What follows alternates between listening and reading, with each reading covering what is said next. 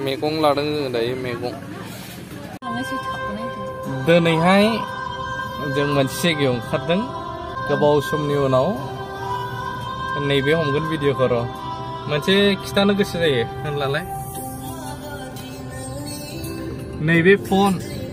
गोबाङा सानो जायफ्रा इउटिउबार बा ससियेल मिडिया क्रिएटर जानो गोसो दामि मबाइल नांगौ नोंस्रा मालाय मबाइल दामि मबाइल मोजां जोंहा गैयाहाय जाया होनो आंनि फार्स्ट मबाइल ब्लगिं खालामनाय नैबे चेनेल जा सफैदों स्कुल बे मबाइलामोन स्क्रिन फुल स्क्रिन नङामोन सिगांनि मबाइलफ्राथ' जों मिथियो बयबो माने हाफल'सो ओरैबो ओरैबो माबा थायोमोन नालाय ओमफ्राय गेजेरावल' डिसप्ले बे फार्स्ट टाइम फैनायमोन दाबो सलियो किन्तु अन खालामाखै आं नैबे बटना गबाय केमेरा मोनसेल'मोन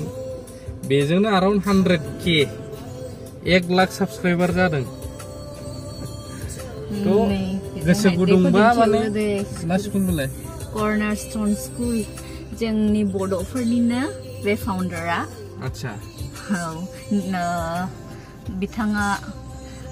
थैनानै थांबाय जे फाउन्डारमोन लेट पास्टर निकोलास नार्जिनारी बिथाङानो फाउन्डार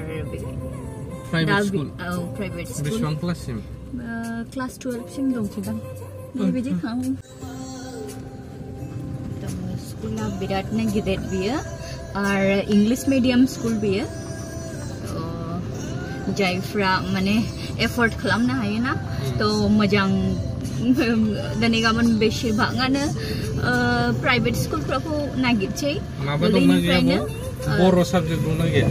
बर' बेखौथ' आं बुंनो हानाय नंले खारन डिटेल्स माब्लाबा बेबायदि सोंफेराखै आङो जोंना नायनो थाङोब्ला अबेजों सिदा सिदा नेपालावबो गोबां जोंनि बर'फोर दं बेंगलावबो बिराद बर'फोर दं थ' जोंहा गोबां खामानि दंबावो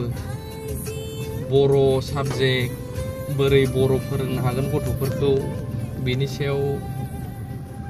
खोनागासिनो दं जों खायफा खामानि मावगासिनो गेदेरमाफोरा थाबैनो जायोब्ला बिराद मोजां जागोन मानो होनब्ला गुबुननि रावखौ लानानै फरायनाङो दासिमबो बर' रावाबो खम नंला जों बयबो मिथिखायो 8 शेड्यूलाव हाबबाय इभेन जों APSC निफ्राय लानानै भारतनि बयनिफ्राय देरसिन exam UPSC union public service कमिशनखौबो बर' रावजोंबो होनो मोनसै दाना थ' बेखायनो जों निसा साननानै लानाङा आरो गावनि रावखौ बिराद गोजौआव थांबाय जायगाया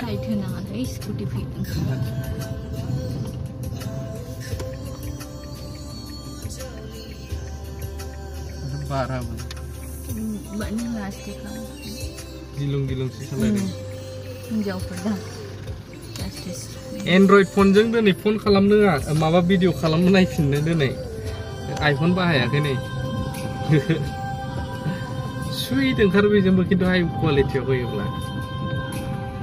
एक्चुअली बेरायनो ओंखारो माने जोङो मोनसे खामानि नङा बे दुरबल जाद्रायथारबाय ओंखायनो बेनो बोरमा आथिं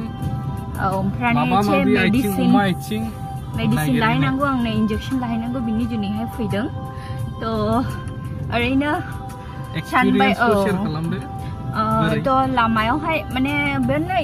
इउटार्न लालानो मोनखायो नालाय बे स्कुलाबो बे नुफेराखैमोन माब्लाबाबो थ' जोंनि साताली एरियायावहायबो जोंनि बड'फोरनि गेजेरावहाय एसे गिदिर मोनसे प्राइवेट स्कुलखौहाय माने रान खालामगासिनो दङ थ' बे जोंनि गुनैहाय मोनसे प्राउड फिल जानाय जायोना जे गावनि बड' हारिफ्रा बेफोरबायदि जौगानाय थ' बिनि जुनैनो आं बेखौहाय नोंखौ दिनै दिन्थिहैनि होननानैहाय आं बे लामाजों लाबोदों बेखौ हामजोब्बाय मानसिया खाथिनिफ्राय आं दा बुंदों दा खाथियाव बे जुमाव लानायखायसो गेदेर नुदों गैला मोलंलं आं दा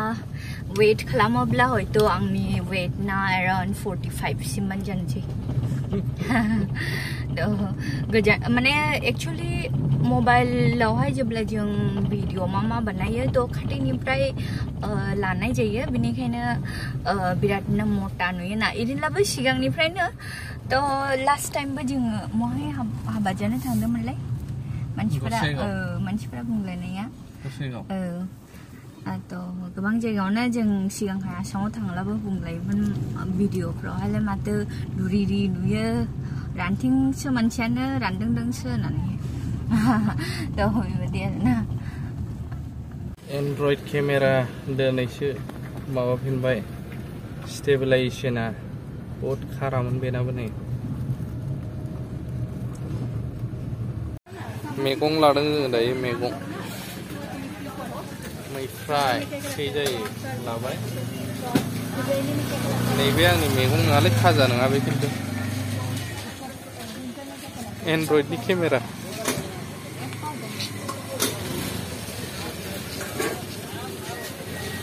गासिबो जाजोब्बाय बिथांजोखौ बिजि थुखांबाय बोरमा आथिं बायदिसिना फिथाइ सामथाइ लानानै दा रेस्टुरेन्टाव आंनि बारि नोंथांमोननो नैबेखौसो फोरमायनानै गोजोननाय मोनोदि सानस्रि नै माबाखौ होनो मेथ'नाम नाया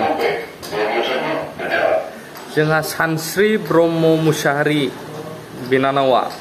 नेशनेल लेभेल आर्ट एक्जिबिशनाव ओरैबायदि मोजां आर्ट खालामो बिथांजोआ गल्ड मेडेलिस्ट जाबोनो हादों थ' बे जोंनि थाखाय मोनसे गोग्गाथाव बेफोरबायदि रोंगौथि गुन गोनां जोंनि गेजेराव नांगौ बेफोरखौ नुनानै थुलुंगाथों ओंखारबावथों आरो गोबां दङ जोंनियाव स्कपसो मोनाखै थ' नैबेफोर आर्टफोरखौ आं देखायगोन नोंथांमोननो नायनानै लालांनो हागोन आरोना बे बिनानावा बानायनाय नै बेफोरो ओमफ्राय बिनानावा गल्ड मेडेल देरहानानै फैनो हादों बाक्सानिफ्राय